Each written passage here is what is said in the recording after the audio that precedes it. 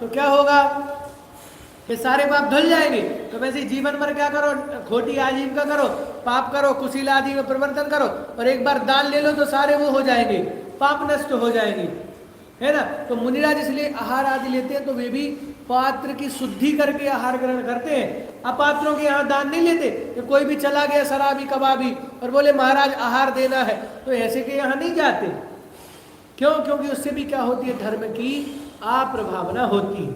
आगे देखो क्या लिखा है इसमें, इसलिए जिन बिंब की प्रतिष्ठा कराने वाले की, जिन मंदिर बनवाने वाले की बाह्य प्रवृत्ति भी शुद्ध होती है, उससे प्रभावना होती है। मंदिर में शिखर, कलश, घंटा, घंटी, कपड़े का चंदोबा, सिंहासन आदि उत्तम उपकरण देकर तथा स्वाध्याय में प्रवृत्ति आदि द्वारा होने वाली प्रभावना दुख का नाश करने वाली होती है। अगर दान देना तो क्या करें, ऐसे रोज के उपयोग में आने वाले उपकरण आदि दान करें, तो उससे क्या होगा कि दुखों का नाश करने वाली उत्तम प्रभावना होती है। देखो भैया बताया ना, वही सोना चांदी आदि का दान देना, तो जैसे आपका काम होगा वैसी क्या होगी, धर्म की प्रभावना होगी। फिर आगे देखो, प्रभावना शुद्ध आचरण द्वारा होती है, अतः जो जिन वचनों का श्रद्धानी होता है वही धर्म की प्रभावना करता है। जिसको जिन धर्म का श्रद्धा नहीं होगा वो प्रभावना कर ही नहीं। क्यों? खुद ही कंफ्यूजन में रहेगा ना कि जिनेंद्र देव ऐसा करेंगे कि नहीं करेंगे। धनंजय सेठ की बात आती ना, तो क्या किया था उनने, कि बिसापाहार स्तोत्र की रचना करी। क्यों करी रचना, और उसमें है क्या, बिसापाहार स्तोत्र में है क्या कि हे भगवान मेरा बेटे को सांप ने काट लिया है, उसका जहर दूर हो जाए, मेरा बेटा ठीक हो जाए, ये है, ये नहीं है। जिनेंद्र भगवान के शुद्ध वीतरागी गुणों की स्तुति है। तो उससे क्या हुआ कि खुद निसंकोच थे, खुद में कोई संकोच नहीं था, खुद के अंदर कोई श्रद्धा में कंफ्यूजन नहीं थी। तो उसका परिणाम क्या हुआ, जब वो स्तोत्र की रचना हुई, भक्ति हुई, और उसके प्रभाव से क्या हुआ, उनका पुत्र अपने आप ठीक हो गया।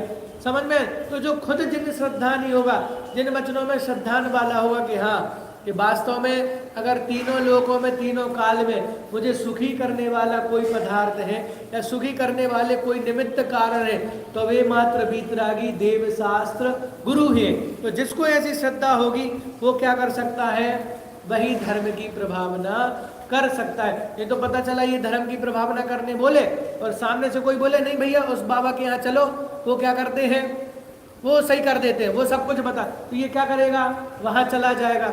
समझ में आए ना? तो क्या करना कि मात्र बीतरागी जिन शास्त्र गुरु में ही श्रद्धा करना। इसका मतलब अंध भक्त बनाना नहीं है। क्या कहा, कई बार हम जब श्रद्धान की बात आती है कि देवशास्त्र गुरु पे श्रद्धान करना, तो उसका मतलब अंध भक्त बनाना नहीं है। देवशास्त्र गुरु का श्रद्धान करना मतलब क्रमबद्ध पर्याय का श्रद्धान करना, अपने स्वभाव का श्रद्धान होना। समझ में आया ना? अपने कर्मों का श्रद्धान होना कि जितना तुमने कर्म बांधे होंगे उन कर्मों का ही उदय वर्तमान में आएगा।